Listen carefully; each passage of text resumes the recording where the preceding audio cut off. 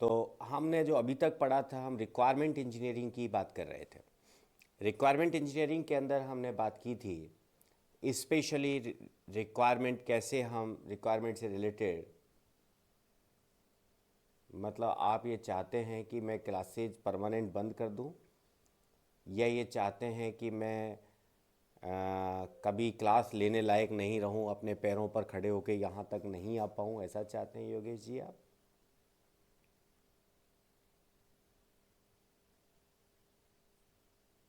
पहले ही देखिए मेरे चेहरे पे जो राणा सांगा जैसे निशान हैं, 1 2 3 4, है ना? पूरे चेहरे को कूट कूट के राणा सांगा जैसा बना रखा है, और आप ऐसी बातें करते हैं योगेश जी। मेरा तो आपसे कभी झगड़ा भी नहीं हुआ। चलिए, तो हमने लास्ट क्लासेज में जो बात की थी उसमें हमने रिक्वायरमेंट इंजीनियरिंग की बात की थी, how to manage requirements. Requirements के अलग अलग फेजेज की हमने बात की थी। हमने कहा था रिक्वायरमेंट डिस्कवरी एलिसिटेशन से लेकर रिक्वायरमेंट मैनेजमेंट तक रिक्वायरमेंट इंजीनियरिंग अपने आप में एक बहुत इंपॉर्टेंट रोल प्ले करता है सॉफ्टवेयर इंजीनियरिंग के अंदर या सॉफ्टवेयर प्रोजेक्ट मैनेजमेंट के अंदर। और आगे चलने से पहले जो ट्रेडिशनल चीज़ें हैं उन पे आगे चलने से पहले, ट्रेडिशनल चीज़ों से मेरा मतलब है जो आप एनालिसिस डिजाइन की जो आप बात करते हैं, उस पे चलने से पहले हम बात करते हैं कि सॉफ्टवेयर प्रोजेक्ट्स को मैनेज कैसे कैसे किया जा सकता है। जब सॉफ्टवेयर प्रोजेक्ट मैनेजमेंट की बात आती है तो हम सबसे पहली बात करते हैं 4 P's की। 4 P, ये मैंने पहले भी टर्म काम में लिया था, अगर आप याद करें पहले भी इस टर्म को यूज में लिया गया था। हमने कहा 4 P से हमारा मतलब है people, product, process and project. People, product, process and project. People से हमारा मतलब है जो हमारा प्रोजेक्ट चल रहा है, जो डेवलपमेंट का काम हमारा चल रहा है, जो सॉफ्टवेयर इंजीनियरिंग का जो हमारा प्रोसेस एचडीएलसी के अंदर जब हम काम कर रहे हैं, तो जितने भी लोग हमारे साथ काम कर रहे हैं, वो आपका क्लाइंट कस्टमर भी हो सकता है, वो आपका डेवलपर भी हो सकता है, वो आपका मैनेजर भी हो सकता है। All these things, all these people are coming in this term people here. People से हमारा मतलब है कि पीपल का मैनेजमेंट हमारे लिए एक इम्पॉर्टेंट एस्पेक्ट होता है सॉफ्टवेयर प्रोजेक्ट मैनेजमेंट के अंदर। पीपल एक इम्पॉर्टेंट कंसेप्ट है। इसके बाद हमारे पास आता है product. Product, the software to be built. देखिए यहां पर आप दो चीजों के बीच में एक कंपैरिजन समझिए, project and product. Project and product, जब आप काम कर रहे हैं उस सॉफ्टवेयर के ऊपर, then that is a project. Once you have completed the work and you have submitted the work to client, then that's a product. जब आप काम कर रहे हैं, जब आप वर्किंग फेज में हैं, जब डेवलपिंग फेज में हैं, तो वो एक प्रोजेक्ट है। एक बार काम कंप्लीट हो गया, आपने क्लाइंट को दे दिया, now this is a product. तो प्रोजेक्ट और प्रोडक्ट, इन दोनों के बीच में एक बहुत थिन लाइन है जिसे हमें समझना पड़ेगा। जब तक आपका काम चल रहा है दैट इज प्रोजेक्ट। जब आपका काम चल रहा है, सपोज आपके क्लाइंट ने आपको कहा कि अरे साहब ये तो ऐसे नहीं कर रहा था, आप क्या कहेंगे? हाँ तो चल रहा है ना, अभी अभी प्रोजेक्ट को कंप्लीट तो होने दो, यही तो कहेंगे ना। एंड एक बार जब प्रोजेक्ट कंप्लीट हो गया तो हम क्या कहेंगे? भाई ये हमारा प्रोडक्ट है, इसको हमने बनाया है। तो ये एक थिन लाइन है जो कि प्रोजेक्ट और प्रोडक्ट के बीच में है। प्रोसेस क्या है? प्रोसेस हमारे पास है फ्रेमवर्क एक्टिविटीज और टास्क जो कि हमें परफॉर्म करने हैं। हम जब शुरू में बात कर रहे थे, जब हमने सॉफ्टवेयर प्रोसेस की बात की थी, याद कीजिए, तब प्रोसेस को हमने बहुत डेप्थ में बात की थी। प्रोसेस में हमने बात की थी किस किस तरीके से आपके पास टास्क सेट होगा, एक्टिविटीज होंगी, तो दुनिया भर की चीज़ें हमने डिस्कस की थी। वो तमाम चीज़ें वो हमारे प्रोसेस के अंदर हम डिस्कस करते हैं। ठीक है भाइयों बहनों, यहाँ तक क्लियर है? आगे बढ़ें। चलिए, आते हैं सॉफ्टवेयर टीम। अब जो आपकी सॉफ्टवेयर टीम है, उस सॉफ्टवेयर टीम का सिलेक्शन आप कैसे करेंगे? सॉफ्टवेयर टीम कितनी बड़ी होगी, सॉफ्टवेयर टीम में कौन कौन लोग होंगे, ये तमाम चीज़ें हैं जो कि सॉफ्टवेयर टीम के अंदर हमें डिस्कस करनी होती हैं। अब आप जब कोई भी बुक जब आप उठाकर देखते हैं, कोई भी बुक जब आप उठाकर देखते हैं तो उसके अंदर बहुत सारी चीज़ें इससे रिलेटेड आती हैं।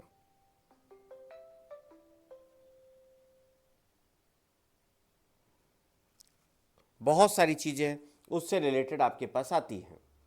कौन सी चीज़ें आती हैं साहब? कि सॉफ्टवेयर प्रोजेक्ट मैनेजर होगा, टीम लीड होगा, डेवलपर होगा, व्हाट्स होगा, बहुत सारे नाम आपके पास वहाँ पर होंगे। लेकिन कौन से लोग होंगे और कौन से नहीं होंगे, ये इस चीज़ पर निर्भर करता है कि प्रोजेक्ट की थीम क्या है, प्रोजेक्ट का किस तरीके से डेवलप हो रहा है। बहुत सारे फैक्टर्स हैं जिससे कि ये चीज़ें डिपेंड करती हैं। सॉफ्टवेयर टीम का जो डिसीजन हम लेते हैं उसके लिए क्या क्या चीज़ें? सबसे पहला, the difficulty of the problem to be solve.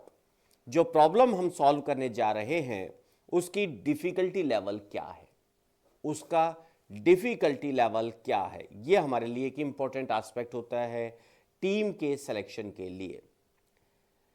Second, the size of resultant program in line of code और फंक्शन पॉइंट्स। ये लाइन ऑफ कोड और फंक्शन पॉइंट्स हम आज और कल में ही देखेंगे, लेकिन हम सीधे सीधे बात करें तो अभी हम कह रहे हैं साइज ऑफ रिजल्टेंट प्रोग्राम। जो प्रोग्राम या जो सॉफ्टवेयर जो हम डेवलप करने जा रहे हैं उसका साइज क्या है, उसका साइज क्या है, हमारी टीम का साइज, हमारी टीम का स्टाइल, हमारी टीम की एलिजिबिलिटी उस चीज़ के ऊपर डिपेंड करती है। The time that the team will stay together, कितने दिन के लिए उस टीम को साथ रहना है, कितने दिन के लिए उस टीम को साथ रहना है। अगर हम कहें कि भाई हमारा 6 महीने का प्रोजेक्ट है तो हमारी टीम का सिलेक्शन एक अलग तरीके से होगा। हम कहें नहीं साहब हमें तो 15 दिन के लिए चाहिए, तो हम टीम का सिलेक्शन अलग तरीके से करेंगे। हम कहेंगे नहीं साहब हमें तो टीम बहुत लंबे टाइम के लिए रखनी है, तो हमारी टीम का सिलेक्शन अलग तरीके से होगा। 15 दिन के लिए रखना है तो हम चाहेंगे कि हमारा जो भी बंदा हम हायर कर रहे हैं वो तुरंत आए, अपने काम पे लग जाए, 15 दिन बाद छोड़ के जाए, हमें कोई टेंशन नहीं है। लेकिन अगर हमें टीम लंबे टाइम के लिए रखनी है तो हम ऐसे लोग देखेंगे जो कि हमारे साथ स्टेबल रह सके, रुक कर काम कर सके। तो ये डिपेंड करता है कि आपके प्रोजेक्ट की थीम क्या, आपकी प्रोजेक्ट की कॉम्प्लेक्सिटीज क्या है। Then the degree to which the problem can be modularised, problem को कितना आप मॉड्यूल्स के अंदर सब डिवाइड कर सकते हैं। The required quality and reliability of the system to be built, the required quality and reliability, आपको किस क्वालिटी का सॉफ्टवेयर चाहिए।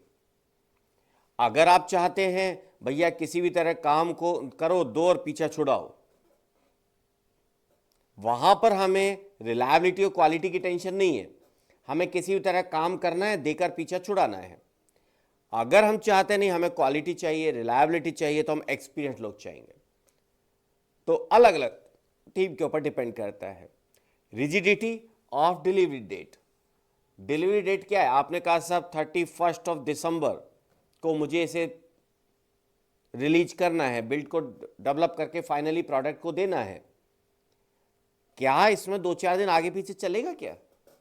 अगर नहीं चलेगा तो हमें टीम को उसी तरीके से सेलेक्ट करना है, हमें एक्स्ट्रा लोग भी लेके रखने पड़ेंगे। ठीक है। कभी कभी आपको लगता होगा, आपके दोस्त जब किसी कंपनी में काम करते हैं तो आपको लगता होगा, वो कहता है भाई अभी कोई प्रोजेक्ट नहीं है, बेंच पर हूं। क्यों? जो कंपनीज हैं वो बेंच क्यों मेंटेन करके रखती हैं? भाई वो तो फ्री की सैलरी दे रहे हैं ना, फिर क्यों बेंच मेंटेन करके रखते हैं? कि सपोज एक प्रोजेक्ट पर, फॉर एग्जाम्पल अगर अपन लें, एक प्रोजेक्ट पर 20 लोग काम कर रहे हैं, तो उन्होंने उस प्रोजेक्ट पर 5 लोग बेंच में रख दिए। इनके पास और कुछ नहीं है, ये बस इस प्रोजेक्ट के आसपास ही घूमते रहते हैं, तो इनको इस प्रोजेक्ट का हल्का फुल्का आइडिया रहता है। अगर इनमें से सपोज कोई स्किप करता है, कोई अगर छोड़कर जाता है, तो इनको तुरंत अपने प्रोजेक्ट के साथ में इनकॉर्पोरेट कर लिया जाता है। तो हमारी जो डेडलाइन है, उस डेडलाइन की रिजिडिटी यहां पर इंपॉर्टेंट है कि अगर हमें आवश्यकता पड़ेगी तो हम अपना बेंच मेंटेन करके रखते हैं। अलग अलग जगह पर अलग अलग कंपनीज अलग अलग परसेंटेज ऑफ बेंच रखती है कि भाई इस प्रोजेक्ट पर सपोज 100 लोग काम कर रहे हैं तो हम इस पर 10% बेंच रखेंगे, 5% बेंच रखेंगे, 20%, what ever the type of companies, जिस भी तरीके की कंपनी है। तो बेंच हम इसीलिए मेंटेन करके रखते हैं। Rigidity of the delivery date is important. Then the degree of sociability communication required for the project. आपको किस तरीके का कम्युनिकेशन, अगर आप चाहते हैं कि भाई प्रोजेक्ट कुछ इस तरीके का है कि आपकी टीम को लगातार कम्युनिकेट करना पड़ेगा, एक तो ये हो सकता है, और हो सकता है कि आपकी टीम को कम्युनिकेट ज़्यादा नहीं करना है, उनको काम दिया उन्होंने कर लिया, उस तरीके की टीम आपको मैनेज करनी है। तो टीम कैसी होगी, वो टीम को हम कैसे डिसाइड करेंगे, टीम को हम कैसे सेलेक्ट करेंगे, वो इन जनरल फैक्टर्स के ऊपर डिपेंड करता है। Okay, any doubt, any question? Sunita ji, Yogesh ji, Isha जी,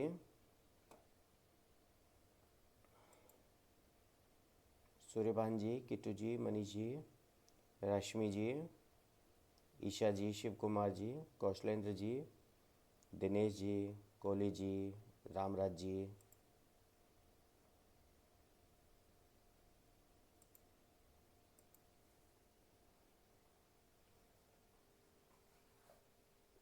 चलें आगे भैया, चलिए। प्रोजेक्ट मैनेजमेंट कंसर्न्स क्या क्या है? प्रोजेक्ट मैनेजमेंट जब हमें करना है, भाई हम क्या क्या पढ़े, आपको project manager software project management पढ़ना है तो हमें क्या क्या पढ़ना है, क्या क्या चीज़ें हमें पढ़नी होंगी? एक बात बताइए, आप बुक कौन सी रेफ़र कर रहे हैं, रेफ़र कर रहे हैं या नहीं कर रहे हैं? सॉफ्टवेयर इंजीनियरिंग की कोई बुक आप रेफ़र कर रहे हैं?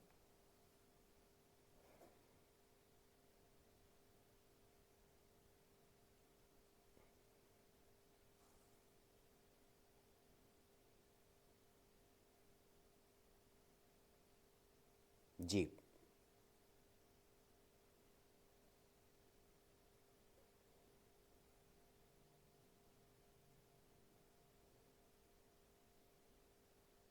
जी,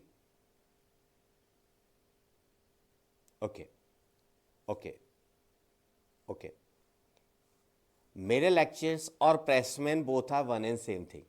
तो आप में से जो प्रेसमैन रेफ़र कर रहे हैं, अगर आप लगातार प्रेसमैन को साथ में